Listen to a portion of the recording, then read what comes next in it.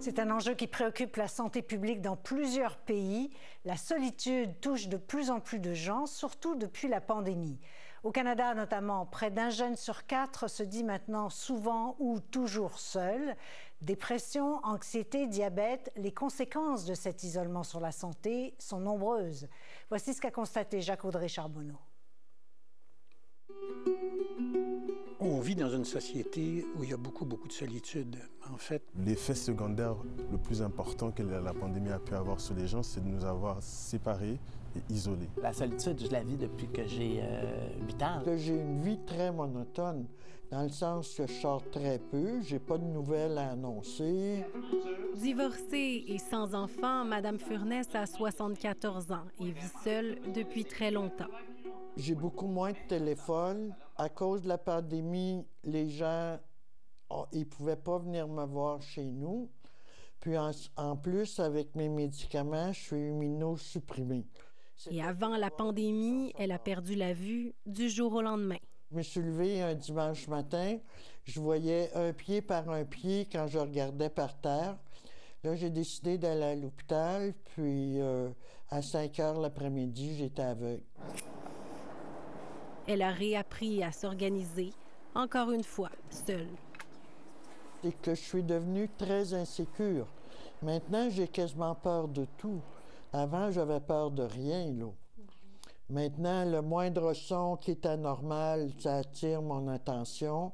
Si on me parle en même temps que je me déplace, je ne sais plus où m'orienter. Alors ça mène au découragement, puis ça mène à la dépression. Donc, on voit que c'est un problème extrêmement important. La solitude comme un problème de santé publique, la docteure Paul Lebel s'y intéresse depuis 2015.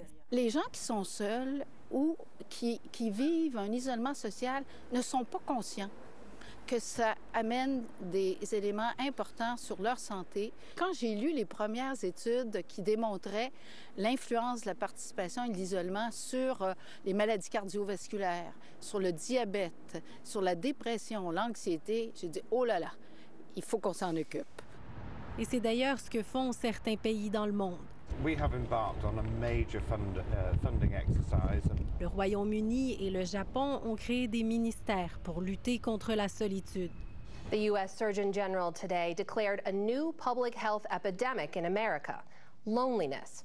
Le médecin en chef aux États-Unis parle d'une épidémie de santé publique. On a beaucoup travaillé sur le tabagisme, sur la nutrition, on a travaillé sur l'exercice, mais la participation sociale est un facteur encore plus important sur la santé.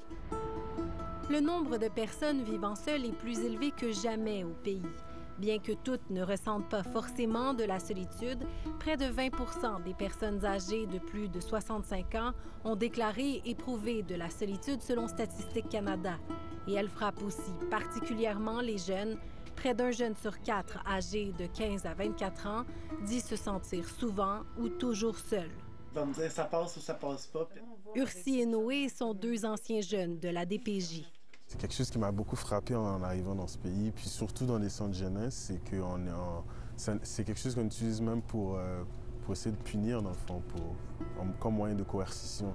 Pour les deux, la solitude a fini par entraîner des problèmes de santé mentale. Moi, en fait, quand j'ai vécu une étape de dépression, c'est que je me sentais pas compatible, en fait, avec les gens. Je veux juste être tout seul dans mon coin. Je fais de l'anxiété reliée à ça parce que j'ai peur. Tu sais, quand j'ai quelqu'un à côté de moi, j'ai peur qu'il s'en aille. Comme je veux pas qu'il s'en aille, mais il va s'en aller un jour. Il faut que je réapprenne à faire comme « Hey, c'est bon, il va s'en aller, c'est correct, il y a quelqu'un d'autre qui va arriver. » le problème de notre société, c'est qu'il y a beaucoup de jasants et très peu d'écoutants. Et quand des gens nous appellent... Cet écoutant de centre d'appel qui doit rester anonyme en sait quelque chose. Il tend l'oreille à des étrangers depuis presque 10 ans. La plupart des gens qui nous appellent, d'abord, ce sont des appelants qui appellent très souvent, qui font le tour des centres d'écoute pour raconter leurs histoires. Et ça comble un besoin qui est criant dans notre société. Une façon d'apaiser pour un moment sans régler le problème de fond, qui semble encore plus criant depuis la pandémie. les besoins sont clairement plus grands. On a beaucoup de références, beaucoup plus de références du milieu de la santé aussi qui constatent des isolements chez les personnes qu'ils visitent. J'ai ma tasse qui est là. Alexis le voit bien avec son travail chez Les Petits Frères, un organisme qui vise à briser l'isolement chez les personnes âgées. On le sent aussi pour Mme Furness, mais pour d'autres de manière générale. C'est difficile de parler de ses propres blessures, de ses propres faiblesses, mais aussi de parler de solitude et d'isolement. Souvent, ces personnes-là, on se dit qu'il faut qu'on les apprivoise pour être capable de créer un mini-lien avec eux, puis petit à petit d'être capable de les ramener vers nous et donc vers une vie sociale un peu plus active. Des appels, des marches accompagnées, des petites visites, des activités de groupes communautaires.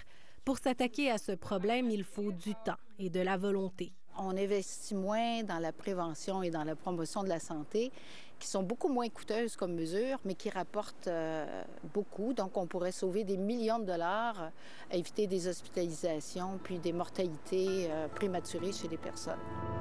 Car si la solitude est invisible, qu'elle se vit derrière des portes closes, on peut la briser collectivement.